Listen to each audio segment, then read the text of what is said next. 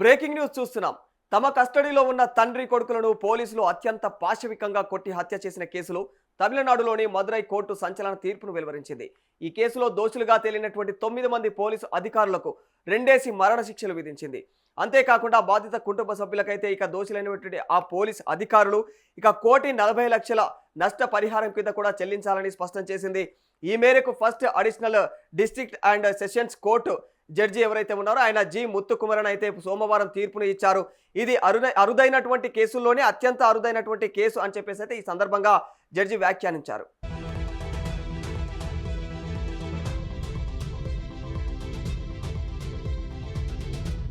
శాంతి భద్రతలను రక్షించాల్సిన పోలీసులే చట్టానికి వ్యతిరేకంగా ప్రవర్తించారని ఆగ్రహం వ్యక్తం చేశారు ఆయన. ఇక గతంలో కూడా ఏ విధమైనటువంటి నేర చరిత్ర లేనటువంటి తల్లి ఎవరైతే తండ్రి కొడుకులనైతే ఇంకా జయరాజ్ ఇక బెనిక్స్లను పోలీసుల కస్టడీలోకి దారుణంగా తీసుకొని వాళ్ళనైతే ఇంకా అత్యంత దారుణంగా అయితే కొట్టడం జరిగింది. మరి సెక్షన్ ఏదైతే 342 ఇక 185 211 218 302 రెడీ విత్ 100 ఇక 34 ఐపీసీ సెక్షన్ల కింద అయితే నమోదైనటువంటి కేసులలో అయితే మొత్తం కూడా 9 మంది పోలీస్ అధికారులను దోషులుగా తేలుస్తూ అయితే మార్చి 23న కోర్టు తీర్పును వెలువరించింది.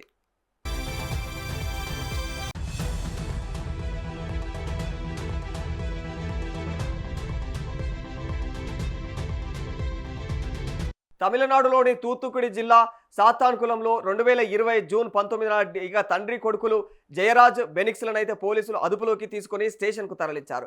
వాళ్ళు చేసిన తప్పేమిటంటే కోవిడ్ సమయంలో అనుమతించినటువంటి లాక్డౌన్ నిబంధనలను మించి వారు ఎవరైతే అంటే సెల్ ఫోన్ షాపు తెరిచి ఉంచడమే వారు చేసిన పెద్ద తప్పు.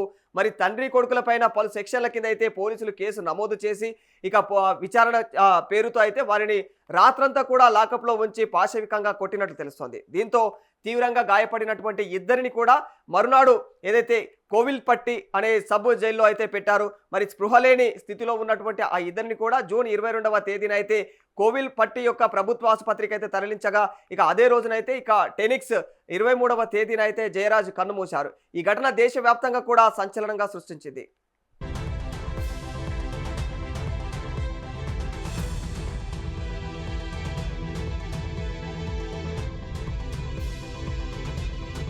పోలీసు దారుణ కాండను అంటే ప్రజలంతా కూడా బంధించారు. ఇక వాణిజ్య సంఘాలు ఏవైతే ఉన్నాయో నిరసనలు ఆందోళనలు చేపట్టాయి. మరి ఈ నేపథ్యంలో 10 మంది పోలీసుల పైన అయితే కేసు నమోదైంది. మరి ఈ అంశాన్ని మద్రాస్ హైకోర్టు మదురై బెంచ్ అయితే ఇంకా సుమోటోగా తీసుకుంది. మరి కేసులో ప్రాథమికంగా సమాచారం మేరకైతే పోలీసుల పైన హత్యానేరం మోపడానికి కూడా తగినటువంటి ఏవైతే ఆధారాలు కూడా ఉన్నాయని చెప్పేసి అయితే సుమోటో విచారణ సందర్భంగా అయితే హైకోర్టు వ్యాఖ్యానించింది. మరి కేసుకు సంబంధించినటువంటి ఆధారాలు కూడా ఏవైతే చెరిపేయడానికి పోలీసులు ప్రయత్నించారని అయితే చెబుతోంది. మరి తక్షణం కేసు దర్యాప్తును చేపట్టాలని చెప్పేసి అయితే ఇక డిఎస్సిని ఇక సిబిసిఐడిని అయితే కోర్టు ఆదేశించింది.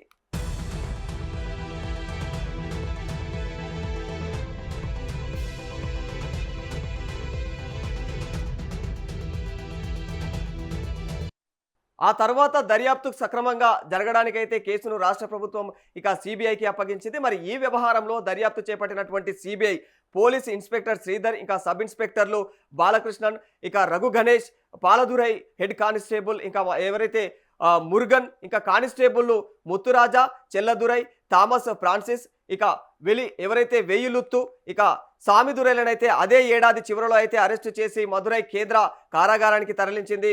అనంతరం అయితే ఎస్ఐ పాల్ దురై అయితే కరోనాతో జైల్లోనే మృతి చెందారు.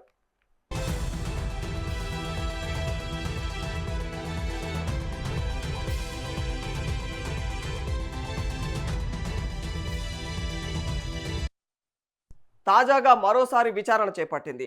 మానవ హక్కుల ఉల్లంఘనలు అరికట్టడానికి అన్ని ఠాణాల్లో కూడా సీసీటీవీ కెమెరాలు అయితే ఏర్పాటు చేయాలంటూ కూడా 2018లోనే కోర్టు ఆదేశాలు జారీ చేసింది. మరి ఇక భద్రతా సమస్యలను కారణంగా చూపి పలు చోట్ల అయితే చైనా సంస్థకు చెందినటువంటి సీసీ కెమెరాలను అయితే తొలగించనున్నారన్న ఇటీవలి మీడియా కథనం పైన కూడా కేంద్రం కేంద్రం తరపున ఇక న్యాయవాదిని అయితే ధర్మాసనం అయితే ప్రశ్నించింది. అయితే ఈ విషయంలో కేంద్రం ఎటువంటి అధికారిక ఉత్తర్వులు అయితే జారీ చేయలేదని చెప్పేసి అదనపు ఎవరైతే సోలిసిటర్ జనరల్ ఉన్నారో ఆయన రాజా అయితే తెలియజేశారు.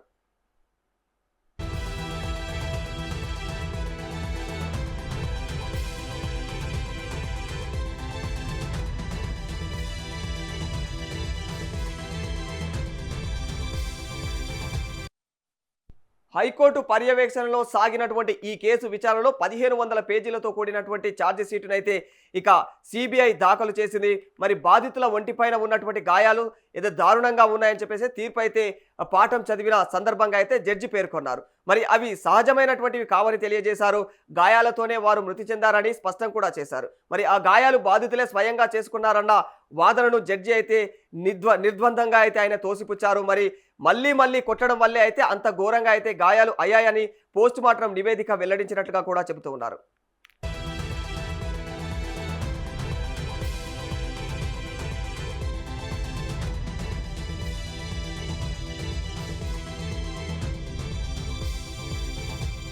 ఇక జయరాజ్ గుండె సంబంధిత రోగి అయినా కూడా ఆయన మృతికి అయితే ఆ జబ్బు కారణం కాదని చెప్పేసి అయితే ఇక పోలీసులు పదే చితకబాదడమే ప్రధాన కారణమని అయితే ఇక జడ్జి స్పష్టం చేశారు. మరి ఈ సందర్భంగా జడ్జి తీవ్రంగా కూడా స్పందించారు. ఇది సాధారణ నేరం కాదు, కేవలం చిన్నపాటి నిబంధనలు ఉల్లంఘించినారన్న ఏకైక కారణంతో ఎవరైతే నిరాయుధులైనటువంటి ఇక ఆ ఇద్దరిని కూడా ఒక రాత్రంతా కూడా పోలీస్ స్టేషన్లో ఉంచి బట్టలు ఊడదీసి మరీ విచక్షణ రహితంగా అయితే పైశాచికంగా దాడి చేశారు.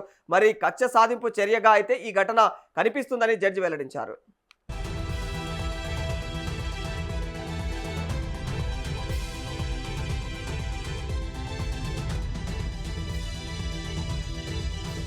తండ్రి కొడుకులకు పెట్టినటువంటి చిత్రహింసల గురించి చదువుతుంటేనే తీవ్రమైనటువంటి దిగ్భ్రాంతి కలుగుతోందని చెప్పేసి అయితే ఆవేదన వ్యక్తం చేస్తూ ఉన్నారు.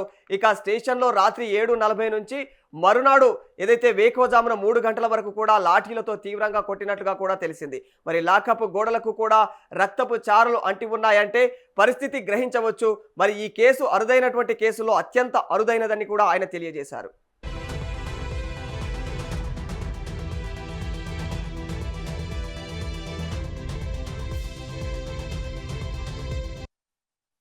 పోలీసుల్లో ఎవరు ఎక్కువ చిత్రహింసలు పెట్టారన్న వ్యత్యాసం చూడాల్సిన అవసరం లేదు.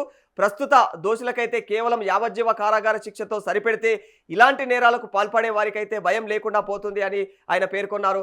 ఇక పోలీసుల నుంచి వరుసగా ఏదైతే వసూలు చేసినటువంటి జరిమానాను కూడా మృతుడు అంటే బెనిక్స్ మాతృమూర్తికి అందజేయాలని చెప్పేసి అయితే న్యాయాధికారులు అయితే తన యొక్క తీర్పులో ఆదేశించారు. కాగా 2022 నుంచి ఇప్పటి వరకు కూడా తమిళనాడు పోలీసులు చిత్రహింసలకు 24 మంది బలైనట్లు తెలుస్తోంది. ఇందులో 17 ఏళ్ల బాలుడు కూడా ఉండడం గమనార్హమని చెప్పుకోవాలి.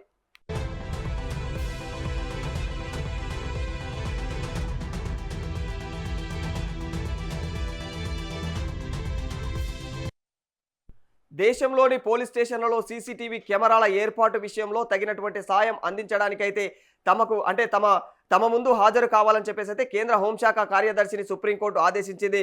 మంగళవారం వ్యక్తిగతంగా విచారణకు హాజరు కావాలని చెప్పేసి అయితే ఉత్తర్వులు కూడా జారీ చేసింది. 2026 வருடம் விசாரணைகள் பெரிய என் தம்பியை அழைச்சிட்டு போய் சாத்தான்குளம் காவல் நிலையத்துல கொடூரமா படுகொலை செய்யப்பட்டாங்க. படுகொலை செய்யப்பட்டு 6 வருடங்கள் ஆயிடுது.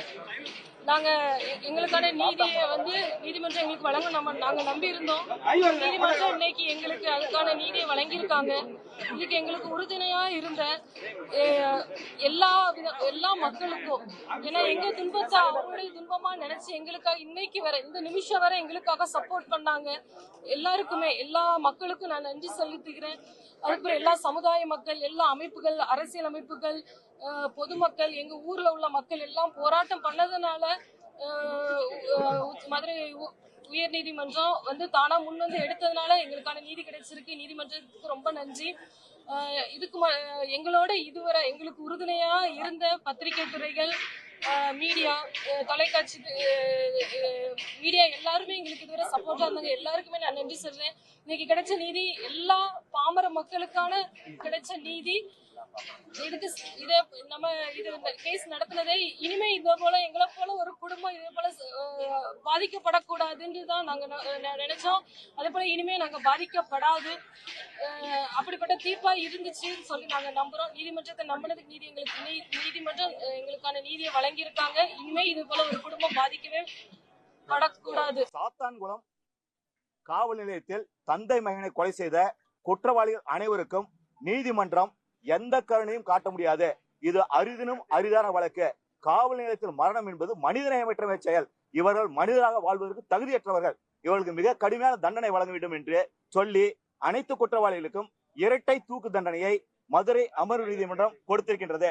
முதலாவது குற்றவாளி இன்ஸ்பெக்டர் ஸ்ரீதருக்கு இரட்டை மரண தண்டனையும் 201வது பிரிவின்படி 7 ஆண்டுகள் சிறை தண்டனையும் 7 ஆண்டுகள் சிறை தண்டனையும் அபராதம் 84,10,000 ரூபாய் அபராதமும் ஆய்வாளர் ஸ்ரீதருக்கு வழங்கியிருக்கின்றது.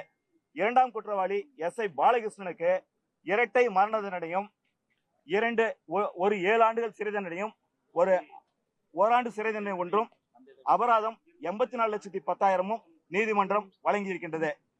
மூன்றாம் எதிரி SI ரகு கணேசிற்கு மரண தண்டனையும் இரட்டை மரண தண்டனையும் 7 ஆண்டுகள் சிறை தண்டனை 2, 3 ஆண்டுகள் சிறை தண்டனை 1, ஓராண்டு சிறை தண்டனை 1